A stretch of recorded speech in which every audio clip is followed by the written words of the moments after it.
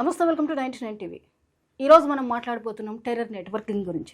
దీని గురించి మనకు డీటెయిల్స్గా చెప్పడానికి geo political affairs expert doctor Ramesh Kaniganti గారు మనతో ఉన్నారు. వారితో మాట్లాడదాం. Hello sir. నమస్తే జ్యోతి గారు. నమస్తే అండి. ఎస్, ఇప్పుడు మనం చూస్తూ ఉన్నాం, టెర్రర్స్ గురించే వింటున్నాము.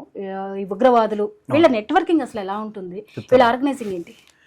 మినిస్ట్రీ ఆఫ్ హోమ్ అఫైర్స్ గౌరవ అమిత్ షా గారి మంత్రిత్వ శాఖ భారతదేశ అంతర్గత భద్రతను చూసే ప్రాథమిక కర్తవ్యము మన మినిస్ట్రీ ఆఫ్ హోమ్ అఫైర్స్ది.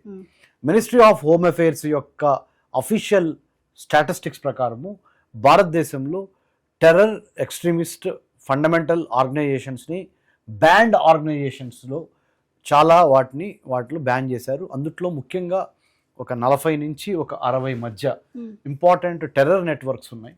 అందుట్లో భాగంగా Lashkar-e Taiba, Jaish-e Mohammad, Harkatul Jihadi Islam, students Islamic movement of India, Tehreek-e Taliban, or the resistance front, or the offshoot of ISIS and Al-Qaeda of shoots.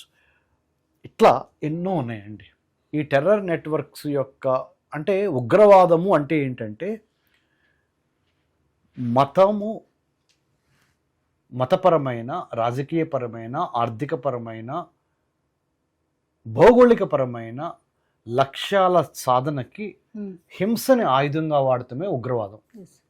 The terrorism, I'll put it in English also so that our viewers can understand, using violence as a tool to achieve religious, political, territorial, economic ends.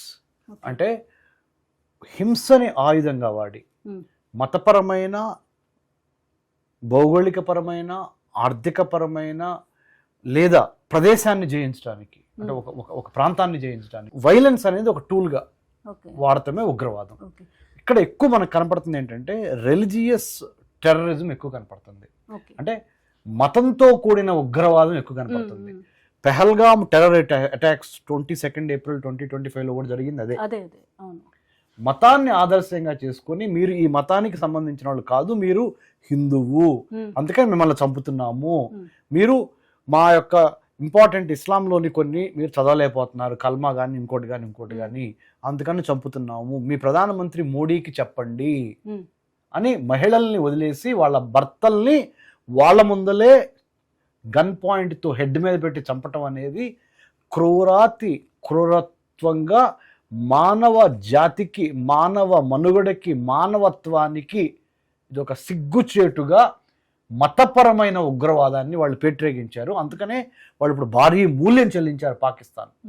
అంటే ఇంతమంది ఉగ్రవాదుల్ని వీళ్ళు ఎలా recruit చేస్తున్నారు, వాళ్ళలో జిహాదీని ఎలా చూపించగలరు? Okay, recruitment process ఏంటి, ఉగ్రవాదిగా recruitment process ఏంటి?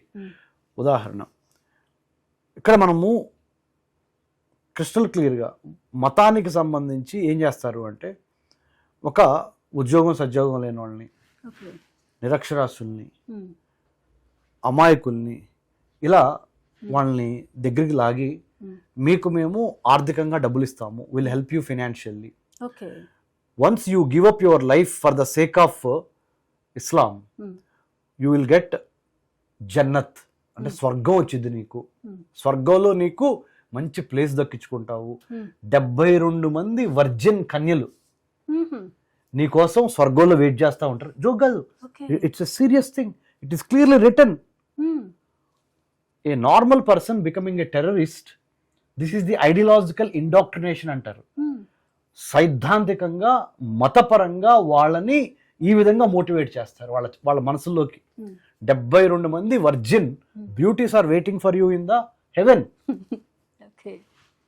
Plus నువ్వు చనిపోతే మిమ్మ, మీ నాన్న, లేకపోతే నీ మీద ఆధారపడిన వాళ్ళందరూ గొప్ప స్థాయిలో వాళ్ళకి సోషల్ స్టేటస్ పెరిగి, చూడరా ఒక వీరుడు చనిపోయాడు, వీరుడు కుటుంబానికి చెందిన వీళ్ళు అనే ఒక గొప్ప స్థాయి వచ్చింది వాళ్ళకి.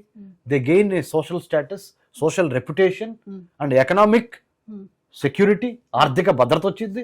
20 లక్షలు ఇస్తాం, 30 లక్షలు ఇస్తాం, 40 లక్షలు ఇస్తాం నీకు చచ్చిపోతే నువ్వు అని ఈ విధంగా మోటివేట్ చేసి, మతపరంగాను, స్పిరిచువల్ పరంగాను, ఆర్థికంగాను, సామాజిక పరంగాను నువ్వు గొప్ప హీరో అవుతావు అనే విధంగా ఒక సామాన్య పౌరుణ్ణి, ఒక మానవుణ్ణి, అబ్బాయి కానీ అమ్మాయి కానీ మహిళ కానీ స్త్రీ కానీ వాళ్ళని ఈ విధంగా మోటివేట్ చేసి నువ్వు పుట్టింది దేనికోసం, మా అందరి కోసం అని ఇట్లా మోటివేట్ చేసి వాళ్ళని ఒక టెర్రరిస్ట్గా మార్చే పరిణామ క్రమాన్ని మనము ఏమంటామంటే రాడికలైజేషన్ అంటాం.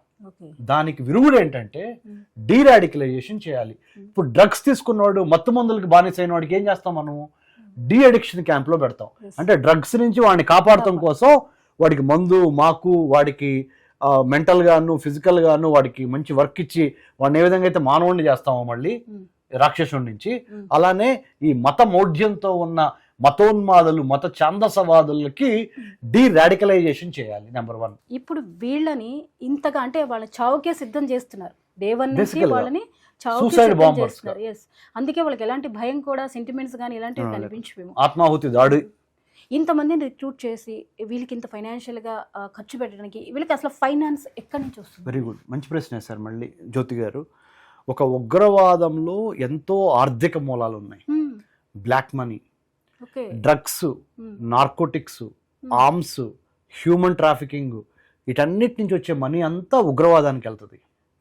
ఆర్గాన్ ట్రాఫికింగ్ అంటే అవయవాలను అమ్మటం దగ్గర నుంచి, మనుషులను అమ్మటం దగ్గర నుంచి, ఎర్రచందనం అమ్మటం దగ్గర నుంచి, డ్రగ్స్ అమ్మటం దగ్గర నుంచి, ఆయుధాలు అమ్మటం దగ్గర నుంచి, ప్లస్ మతం పేరుతో డబ్బులు కలెక్ట్ చేసి మత వ్యాప్తికి డబ్బులు కలెక్ట్ చేసి ఆ డబ్బు ఈ 5-6 రకాల సోర్సెస్ చెప్పాను మీకు. మీరు అడిగారు ప్రశ్న, ఉగ్రవాదానికి, మతంతో కూడుకున్న ఉగ్రవాదానికి డబ్బులు ఎక్కడి నుంచి వస్తాయని అడిగారు. చాలా ఆశ్చర్యకరంగా చెప్పాను. అయితే ఇంత ఎక్స్పెన్సివ్తో చేస్తూ వాళ్ళకి మరణం అనేది తెలుసు, ఇంత ఖర్చు పెడుతోంది, వాళ్ళ టార్గెట్ని రీచ్ అవ్వడానికి వాళ్ళ ప్లానింగ్ ఎలా ఉంటుంది? Very good, they have a plan. The plan ఏంటంటే ఎలాంటి టెక్నాలజీని వాడుతున్నారు? టెక్నాలజీ వాడుతున్నారు, ఇంటెలిజెన్స్ వాడతారు, డబ్బులు వాడతారు, మతం వాడతారు, అన్ని రకాల బ్లాక్మెయిలింగ్ పద్ధతులు వాడతారు. వాడి వాళ్ళ యొక్క అంతిమ లక్ష్యం ఏంటంటే, ఇస్లాం స్టాండ్స్ ఫర్ పీస్. కానీ ఇస్లాంలో out of 100 there will be some 3 to 4% of these fundamental Islamists. They are the threat, not the 97% of Islam, because 97% of Islam is peace loving. పక్కనోడిని ప్రేమించు, పక్కనోడికి అన్నం పెట్టు అనేది అసలు ఇస్లాంలో, ఖురాన్లో రాసుంది. Quran, it is written, love your neighbour, give your share of your profit with others poor needy people. That's why we cannot equate Islam and terrorism together. Only few elements, few black sheep in Islam of the 3% or 2% out of 100%, they have resorted to this kind of mindless terrorist activities. So we have to understand all these things and de-radicalize. That is number 1. And also Pakistan believed by killing innocent tourists in Pahalgam, they can create some kind of division within the country in India, but they failed. India is a secular, లౌకిక రాజ్యం. మనము Hindu, Muslim, ఇసయ, జైన్, సిక్, పార్సీ అందరం కలిసి we're living united colours of India, multi cultural, multi ethnic India. So the tactics used by Pakistan to divide India on the basis of religion find no audience. We have won the victory. We got the victory because our strength is, Bharat's strength is Laukika Rajyamu, secularism, humanism. India stands for humanism, whereas Pakistan is standing and playing for terrorism. ఇక వీళ్ళ activities మీద monitoring ఎలా ఉంటుంది? Well, they plan, they use technology, I told you. They use all kind of cheap tricks in the books. Sleeper సెల్స్గా వాళ్ళు చాలా లో లెవెల్లో చిన్న చిన్న పనులు చేసుకుంటా బతుకుతా, ఒకేసారి పైన హైకమాండ్ నుంచి వాళ్ళకి ఆదేశాలు రాగానే ఒక గ్రూప్గా ఏర్పడి చాలా టెర్రర్ యాక్టివిటీస్ ఇండియాతో పాటు వేరే వేరే కంట్రీస్లో కూడా చేశారు వాళ్ళు. కాబట్టి ఈ ఉగ్రవాదానికి, in order to stop terrorism, we have to have a calibrated, coordinated, well planned out counter terrorism policy అనేది మనకు చాలా అవసరం. ఓకే, అంటే లోకల్ అటాక్స్కి, నేషనల్ అటాక్స్కి, ఇంటర్నేషనల్ అటాక్స్కి కూడా ప్లానింగ్ అనేది డిఫరెంట్గా They have a plan, they have local networks, they use satellite phones also, they use all kind of technology, they use cyber tactics, they use missions, they use all kind of well coordinated, well organized crime is terrorism. It's a menace, we have to stop that. అంటే మానవత్వానికి, మానవతావాదానికి ఉగ్రవాదము, terrorism is a blot on the humanity and humanism. So the fight is not only between India, Pakistan armies.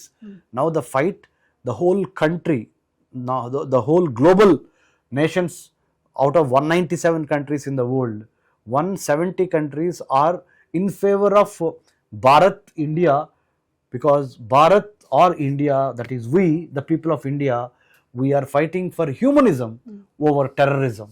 Okay. So we will be victorious because we are fighting not for communism, not for socialism, not for liberalism, not for some otherism. We are fighting for humanism. Humanism, మానవత్వాన్ని మించిన గొప్పది ఇంకేమీ లేదు, ఏ మతము లేదు, ఏ ఐడియాలజీని లేదు. Ultimate is humanism, that is treating human beings as human beings. We're not prejudging, okay. We're not being judgmental about whether you are an African, American, or South Indian, North Indian, or Hindu, Muslim, or this caste, that caste, this color, that color. No, humanism means manavatvamu. The moment you are a human being, we treat you like a human being, we value like a human being. That is what humanism stands for. That's why Bharat, BHARAT, Bharat అంటే అర్థం చెప్పనండి జ్యోతి గారు. చెప్పండి sir. BHARAT, Bharat అంటే building a harmonious and audacious Raj to advance technology, talent, trade and to decimate, to eradicate, to exterminate terrorism. Super sir. ఇది భారత్ అంటే అర్థం. ఇంత అర్థం ఉంది. ఇంకొక డౌట్ ఉండిపోయింది, మన ఇంటెలిజెన్స్ ఇంత వేగంగా యాక్టివ్గా ఉంటుంది, బట్ ఒక ప్రమాదము ఇలాంటివి జరిగే వరకు కూడా మనం తెలుసుకోలేకపోవడానికి రీజన్ ఏంటి? వాళ్ళు జ్యోతి గారు, నాకు అర్థమైంది. జ్యోతి గారు, చాలా మంది మధ్యలో ఈ ప్రశ్న ఉంది, ఆ ప్రశ్న మీరు అడిగారు. చెప్పనా మీకు?